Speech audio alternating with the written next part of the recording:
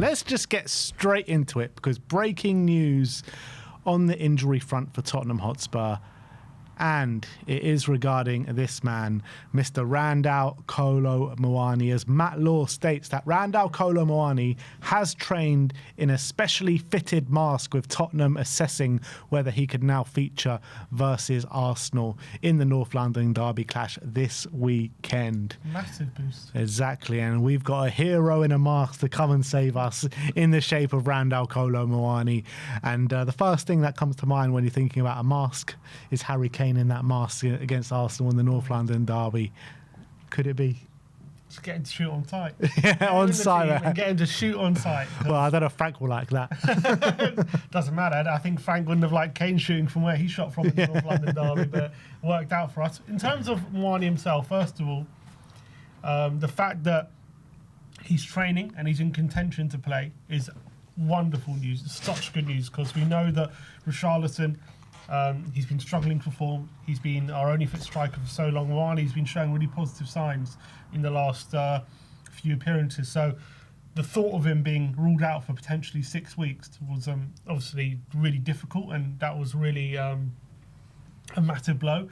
So now he's training. You got to think, if he's got a mask and he's training, and he's been on the pitch, surely he will be available, because what's going to prevent him? Yeah, I mean, obviously we need a few more details of how he's training. Is he training on his own? Is he training with the team? I mean, you'd assume, hopefully he is training with the team, and if he is, that's a massively positive sign, if he's just involved in kind of just normal training. Yeah, because what would stop him? Because he's not got a muscle injury or an injury to his body. So no, like, he's completely fit apart from his face. So why would training alone help? You know what I mean? Like, what would be preventing him from training with the first team? Well, the only thing I can think of is contact.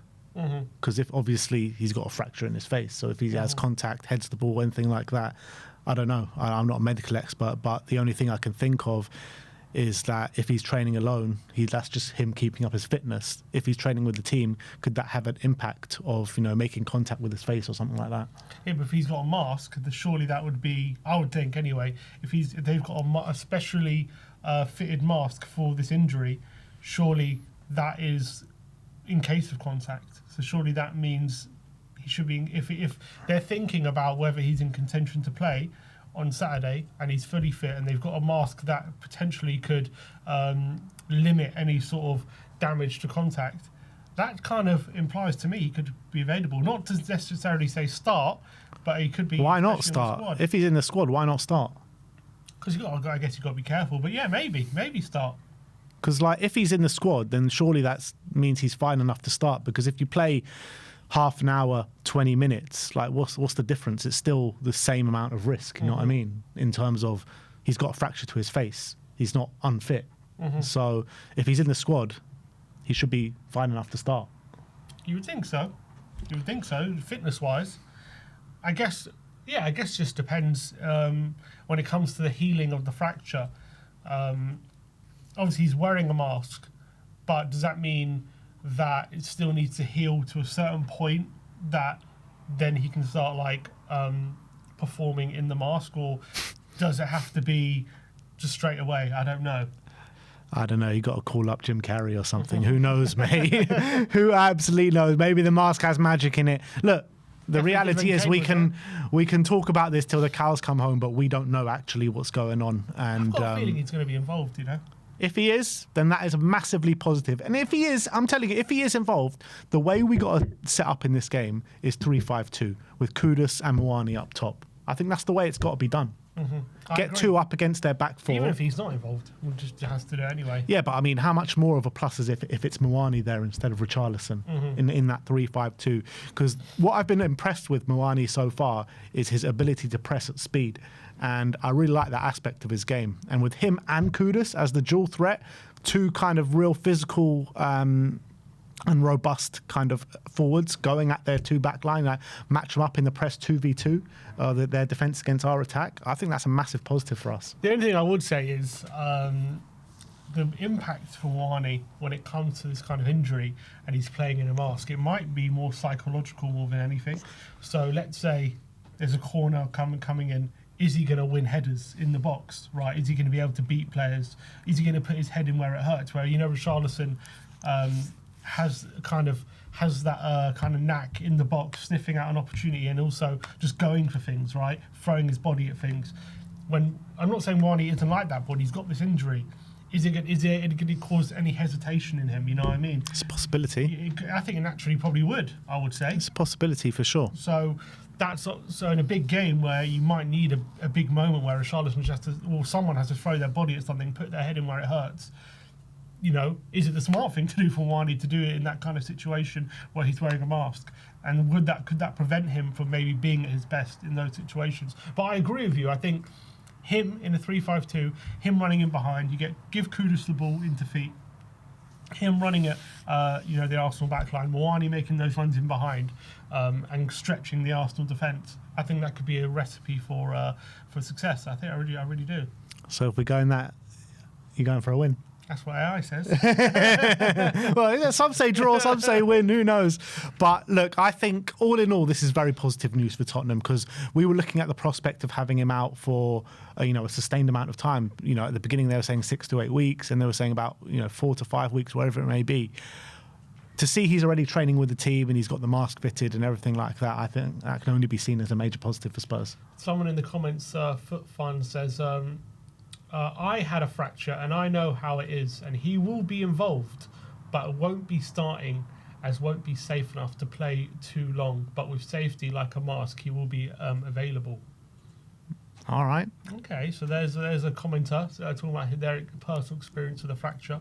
And I think, to be honest, the most positive thing is, okay, he might not necessarily play or start in the North London derby, but if he's training with a mask and he's available, that would probably mean maybe in a week, even if it's definitely not the North London derby, for this upcoming group of fixtures that we got, he's going to be able to play a significant part, and that's really crucial.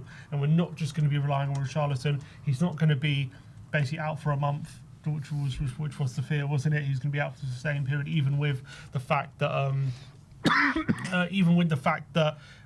what's it called?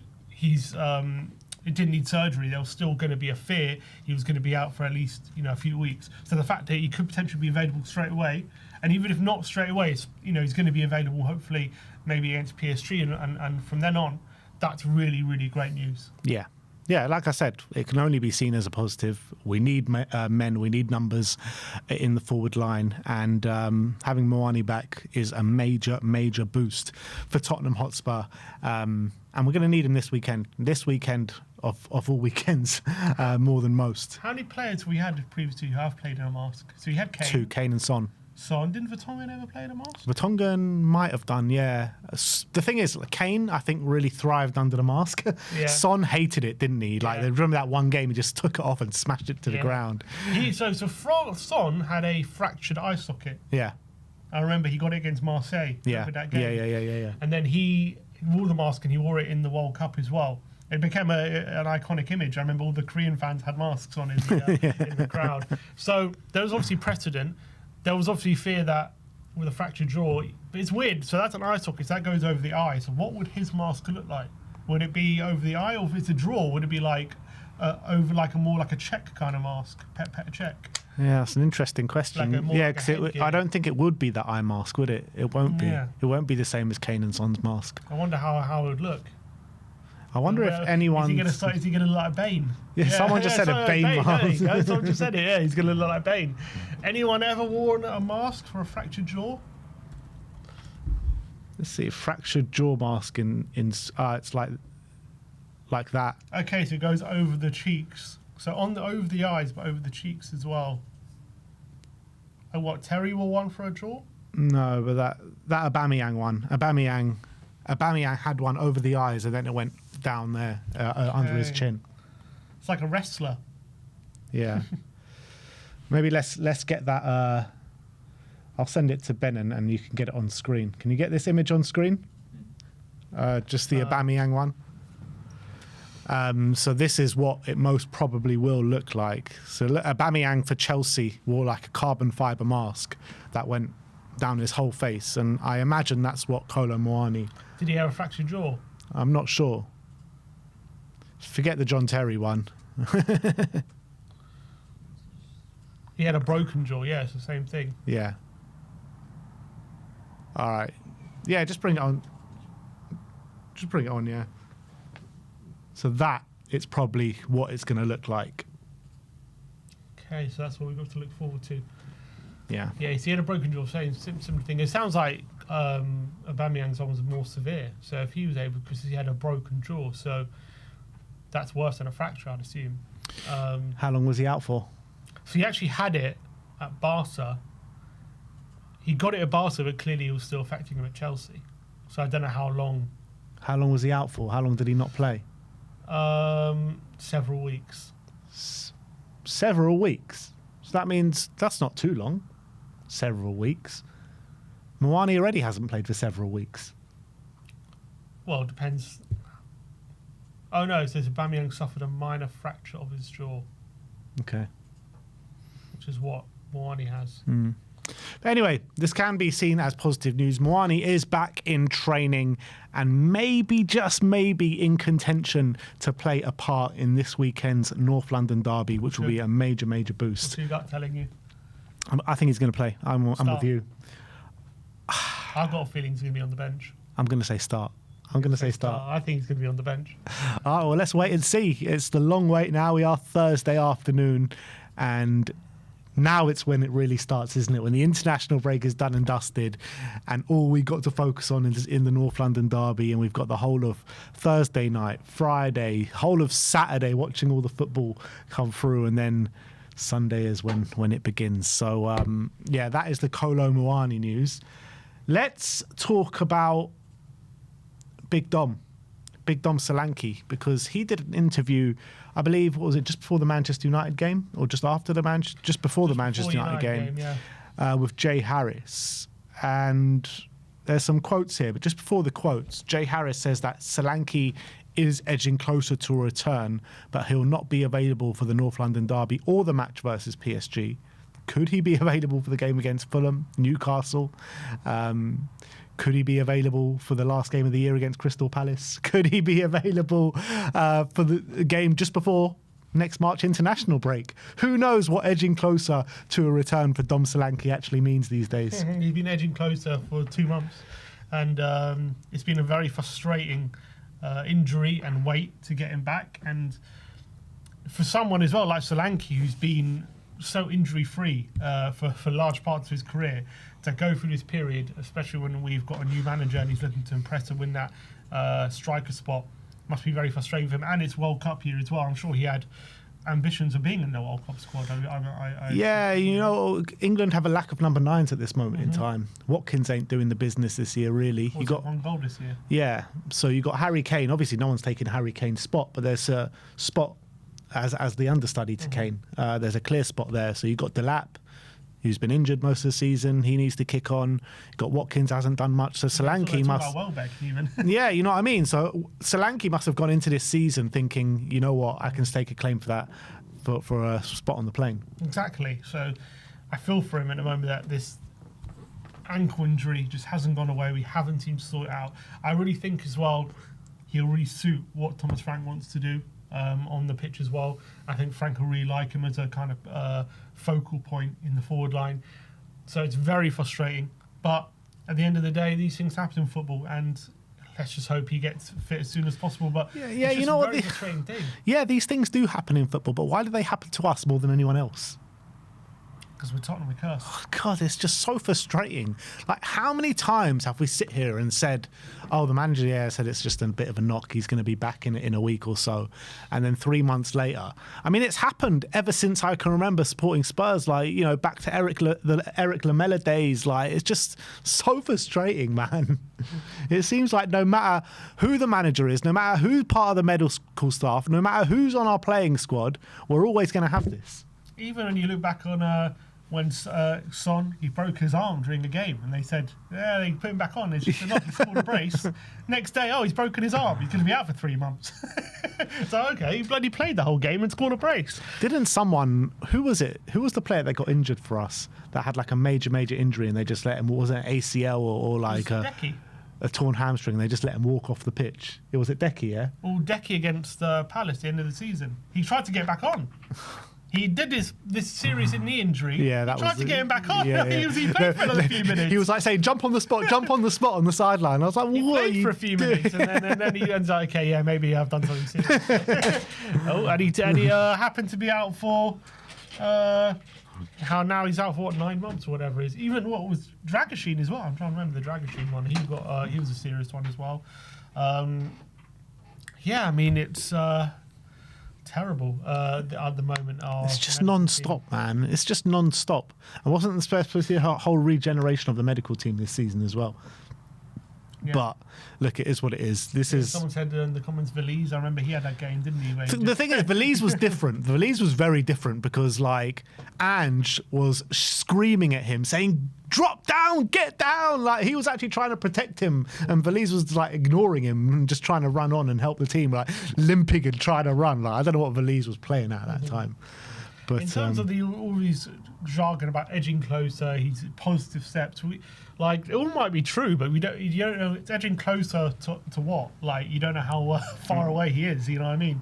If it's a day closer with a 3-month injury, yeah, technically he is edging closer. Yeah, it's very true. So, look, we're still very much in the dark regarding Dominic Solanke. There is a few quotes. First of all, on him missing most of the season so far through injury. And he says, "It's been very difficult. At first, I didn't think I would be out for too long, but we didn't really understand the extent of the injury. I was trying to get back as quickly as I could, but it didn't happen. So I've had to have surgery. Since then, I've been working to get back. I'm not putting a timeline on it because I've been telling everyone I'm going to be back soon for the last few months. I'm taking it day by day, but hopefully I won't be much longer." So, yeah, doesn't sound great, to be honest. No, he's not putting a timeline on it. It's not great news. I guess I understand his hesitancy because we've been saying, as we've said, oh, he's going to be back soon for ages, and then he's just not. So I guess let it heal when it heals, but it's just frustrating playing the waiting game with it. Yeah. And he's talking about the opportunity to play for Thomas Frank, and he says, "I've had the chance to work with him. I haven't had the chance to work with him too much, but he is a great manager. All the players are loving having him around. He speaks with us all and has meetings every day. He's with the coaching staff he has brought in. Everyone gets on so well. It's a great environment. We've had a good start to the season. When a few of us come back from injury and strengthen the squad, hopefully we can do some big things." So that's him talking, in a positive light with Thomas Frank. And you also had, I don't know if you saw the quotes from Bentancur last week over on international duty. He was also speaking very positively about Thomas Frank, and he feels that the team are going in the right direction and they've improved a lot from last season.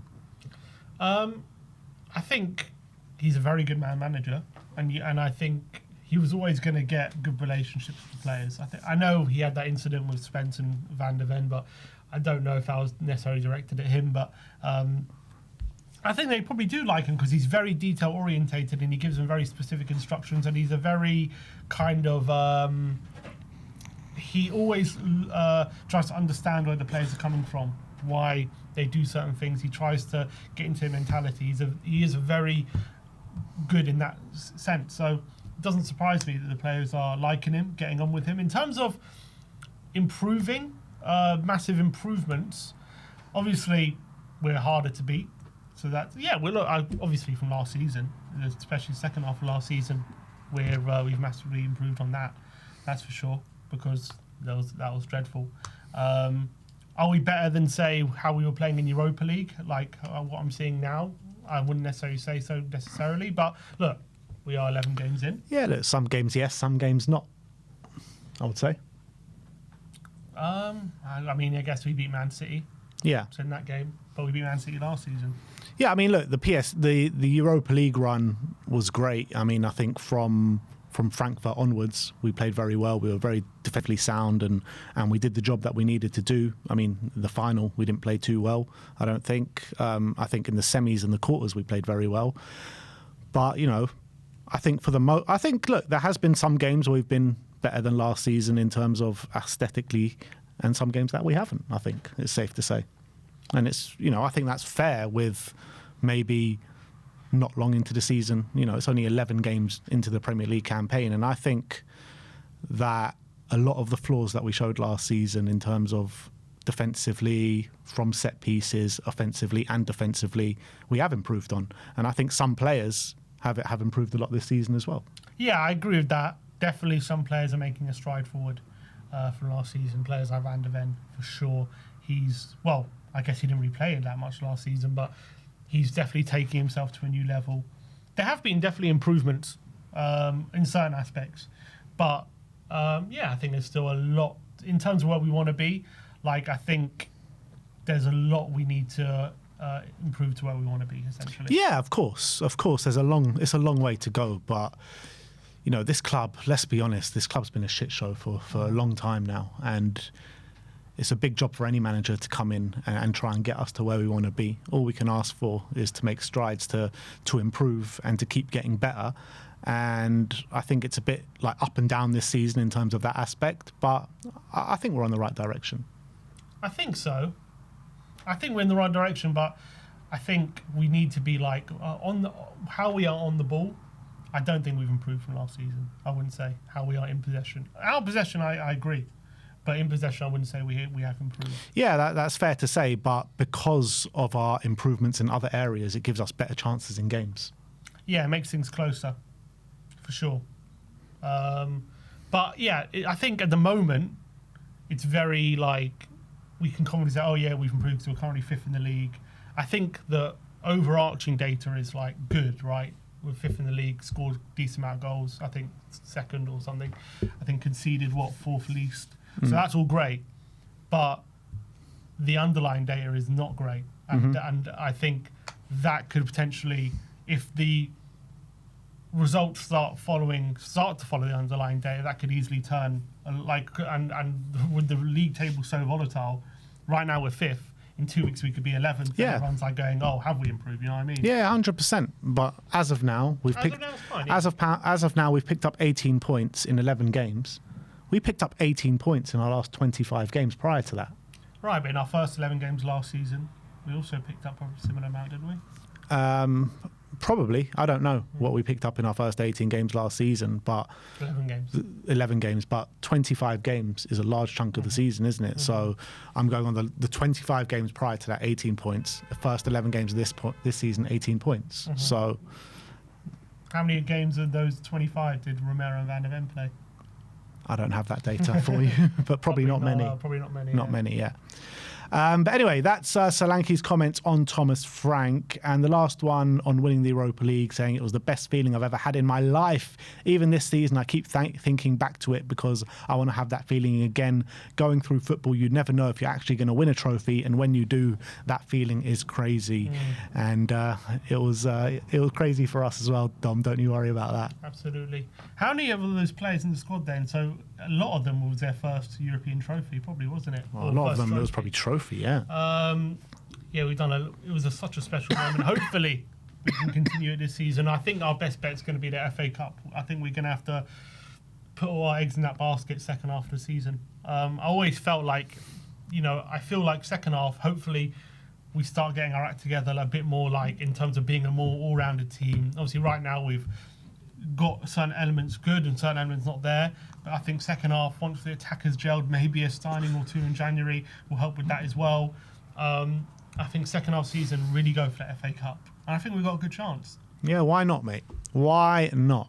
If we can lift the trophy, back-to-back trophies at the 2 consecutive seasons, that would just be something special, especially when Arsenal bottle it at the end of the year as well. So, look, that's the news on Dominic Solanke. Apparently, he is edging closer to fitness. What that means, we don't know, but that's what Jay Harris says. So that's the injury news going in to the North London derby this weekend.